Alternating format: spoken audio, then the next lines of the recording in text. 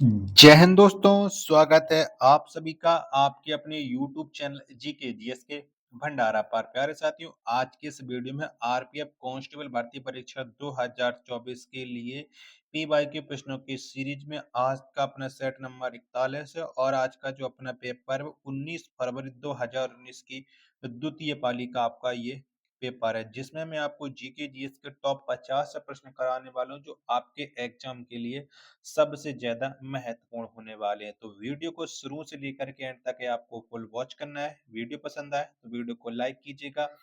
Channel को subscribe नहीं कर रखा होगा तो चैनल को आप लोग जरूर सब्सक्राइब कर लीजिएगा और वीडियो को अपने दोस्तों के पास ज़्यादा से ज़्यादा शेयर कीजिएगा। तो फिर चलिए शुरू करते हैं बिना टाइम वेस्ट करे।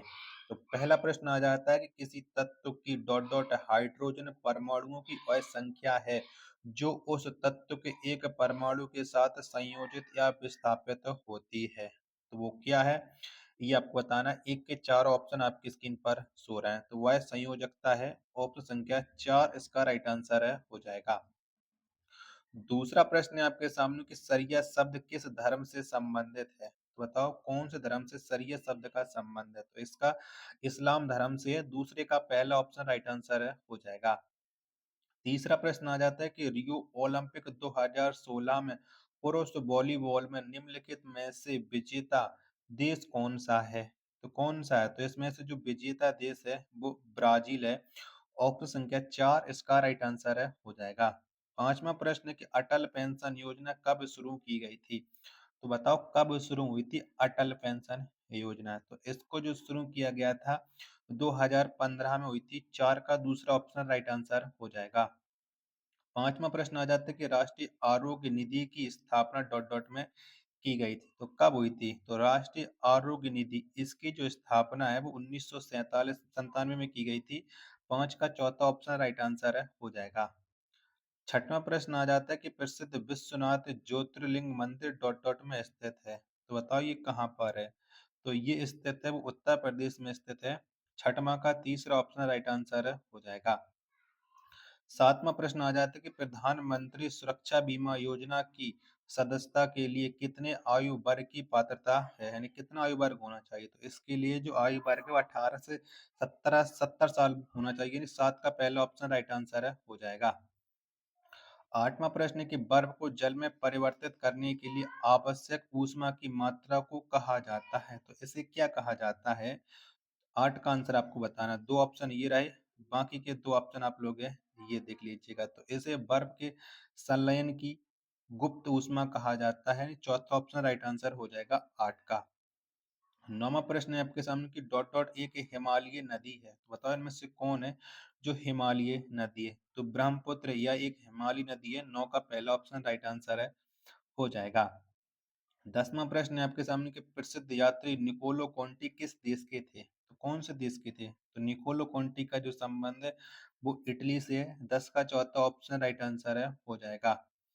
11वां प्रश्न है कि भारत के राष्ट्रीय अभिलेखागार की देखभाल कौन सा मंत्रालय करता है। तो कौन से मंत्रालय के अंतर्गत की जाती है।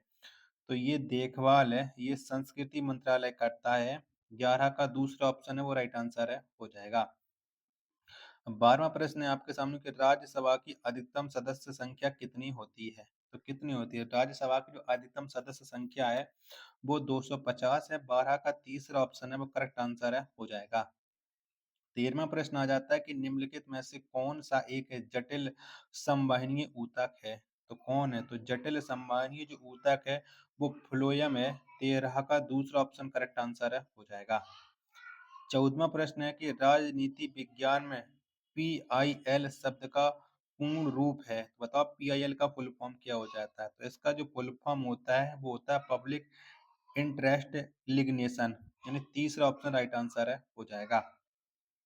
15वां प्रश्न है आपके सामने कि वर्ष 1859 से 60 में नील विद्रोह में बंगाल के किसानों ने डॉट डॉट फसल उगाने से इनकार कर दिया। तो कौन सी फसल को मना करने से नील विद्रोह हुआ था। 15 का आंसर आपको बताना। तो ये इंडिगो या नील की फसल उगाने से मना किया गया था। 15 का ऑप्शन संख्या 3 है वो राइट आंसर है हो जाएगा। 16वां प्रश्न है कि मानव आंख में दृश्य पटल पर आंखों के पीछे बनने वाली किसी आकृति का निर्माण होता है। तो ये किसके द्वारा निर्माण होता है? 16 का आंसर आपको बताना। दो ऑप्शन ये रहे, बाकी के दो ऑप्शन आप लोग है ये देख लीजिएगा। तो ये रेटिना द्वारा बनता है। तीसरा ऑप्शन है 16 का करेक्ट आंसर है हो जाएगा। 17वां प्रश्न है आपके सामने कि भारत के रूल ऑफ लॉ की विशेषताएं निम्नलिखित में से किस संविधान से ली गई हैं? तो ये कौन सा संविधान से ली गई हैं? तो ये ब्रिटिश संविधान से ली गई हैं। ऑप्शन संख्या 4 इसका राइट आंसर है हो जाएगा। 18वां प्रश्न है कि भारतीय संविधान के निम्नलिखित में से कौन सा अनुच्छेद संसद और राज्य विधान सभाओं द्वारा बनाए गए कानूनों की विषय वस्तु से संबंधित है? तो ये किससे संबंध रखता है? 18 का आंसर आपको बताना। तो ये अनुच्छेद 246 से संबंध है। ऑप्शन संख्या 2 इसका राइट आंसर है हो जाएगा। 19वां प्रश्न कि डॉट डॉट के वास्को डी गामा ने यूरोप से भारत के लिए नया समुद्री मार्ग खोजा था। तो वास्को डी गामा कहाँ का था? तो वास्को डी गामा ये पुर्तगाल का था। पहला ऑप्शन राइट आंसर हो जाएगा 19 का। 20वां प्रश्न कि निम्नलिखित में से कौन सा कोशिका द्रव्य कई छोटे दानों के साथ साइटोप्लाज्म में स्वतंत्र रूप से बिखरा हुआ है या एंडोप्लाज्मिक रेटिकुलम की झिल्लियों से जुड़ा हुआ है? 20 का राइट आंसर क्या हो जाएगा? तो इसका राइट आंसर हो जाएगा राइबोसोम। तीसरा ऑप्शन एकदम इसका करेक्ट आंसर है हो जाएगा।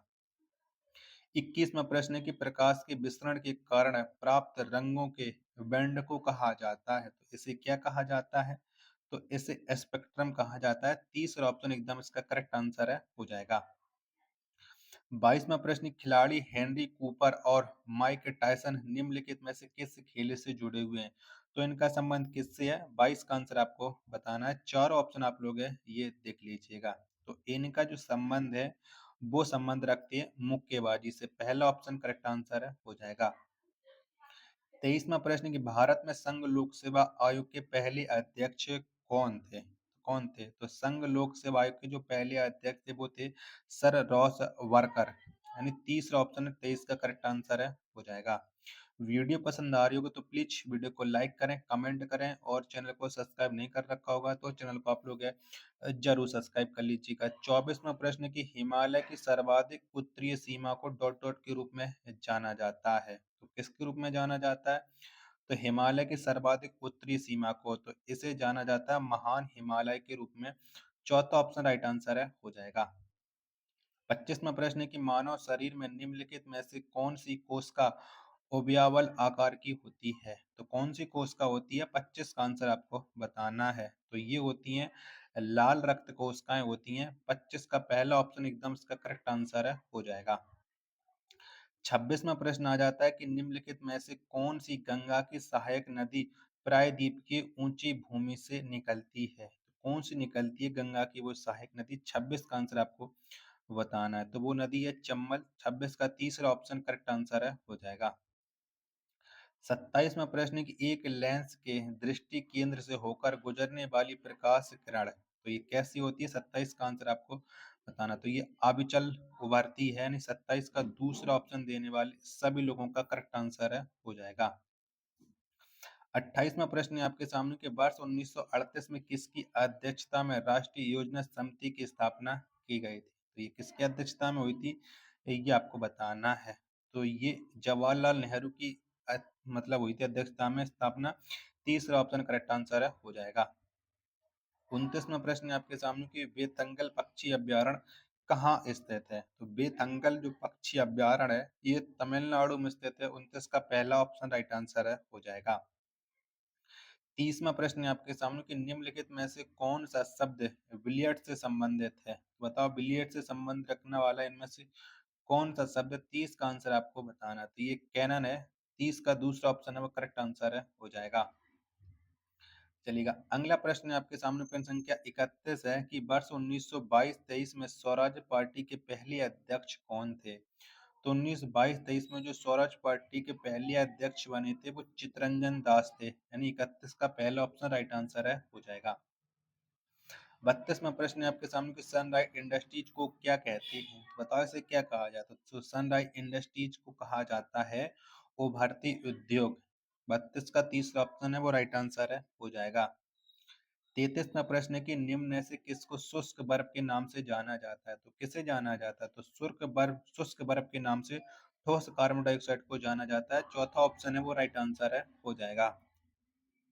34वां प्रश्न है कि निम्नलिखित में से भारत का पहला नागरिक कौन होता है?